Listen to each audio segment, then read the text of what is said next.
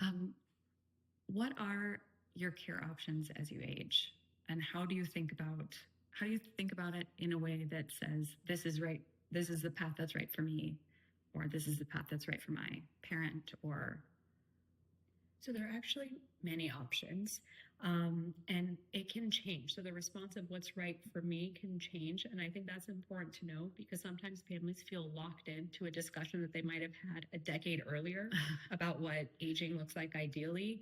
And now you have some cognitive changes or mobility changes or family dynamics at play that make that old version not really the right one for today. So I think that's just the first thing that I would start with is that often there should be this acknowledgement that there's going to need to be some flexibility.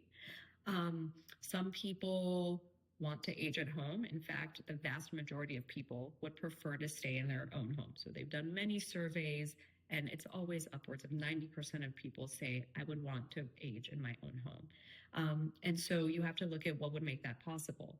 A lot of times it might be in-home care, sometimes home health, but there are other services that people often bring into the homes to make it possible for them to age at home. For some people, they want to age in a community. There are many different kinds of facilities, residences, communities specific to aging, depending on what your needs are. So you have independent living where it's just like your own home, your own apartment. It just happens to be somewhere where often there are different levels. So as your care needs increase, you can move up to a different level. Assisted living, where you might have some more assistance, maybe you need some support with some of your daily needs. Skilled nursing, where you have more health needs that are present. Memory care, if you're living with cognitive changes and you want to be in an environment where you have that highly specialized memory care support.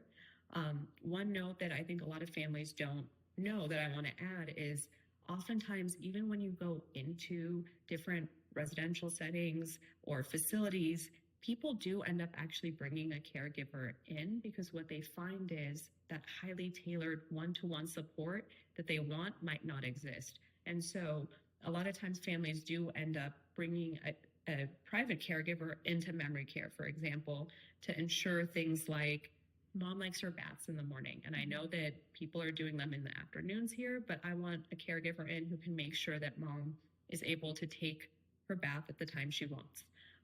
So I've seen that happen a lot too. are there is any community open to that? Are there certain facilities where they say you have to go with our providers, or we can bring somebody in, but it has to be, on the list of approved providers? They all have their own different rules. So some will have their own providers that they work with. Often they do have a list. They want to make sure that people coming in are, for example, background checked, licensed, vetted. Sure. But that is an important question to ask because I've worked with a lot of families who are surprised because they think that a price going in might be all inclusive and then realize, oh, as the care needs increase, if I want the level of care that is a little bit more personal, I'm actually going to have to pay a higher rate for that. And so I've worked with a lot of families where they're actually moving back home after realizing what the care cost might be all in as the needs are increasing.